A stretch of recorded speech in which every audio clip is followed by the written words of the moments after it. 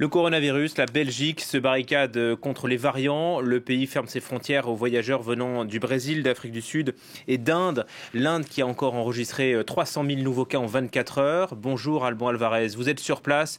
De l'aide venue de l'étranger commence à être acheminée à New Delhi. Les premières cargaisons de matériel médical en provenance du Royaume-Uni sont arrivées ce matin et ce n'est que le début. 9 autres conteneurs aériens doivent être envoyés cette semaine par la Grande-Bretagne. La France, de son côté, a annoncé qu'une opération de solidarité doit arriver d'ici ce week-end. Il s'agira entre autres de 8 unités de production d'oxygène médical qui permettraient bien de rendre autonome en oxygène un hôpital indien pendant une dizaine d'années.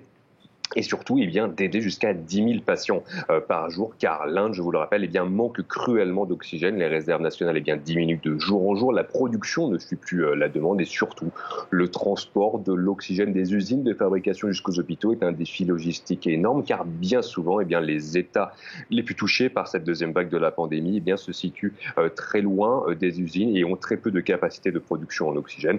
Cette aide donc de la Grande-Bretagne et de la France devrait permettre de soulager un peu cette pression qui pèse sur les hôpitaux. Et du côté des États-Unis, Joe Biden, lui, s'est engagé à envoyer des équipements de protection, des kits de diagnostic rapide, des respirateurs, mais surtout, il s'est engagé à envoyer des composants pour la protection, pour la composition des vaccins, levant ainsi exceptionnellement l'embargo qui pèse sur les adjuvants, ce qui devrait donc permettre à l'Inde d'augmenter ses capacités de production en vaccins, et notamment celui d'AstraZeneca.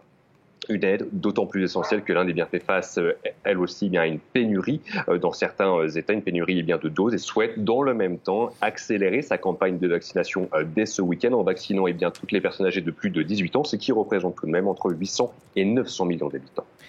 Merci Alban Alvarez en direct de New Delhi pour France 24. La vaccination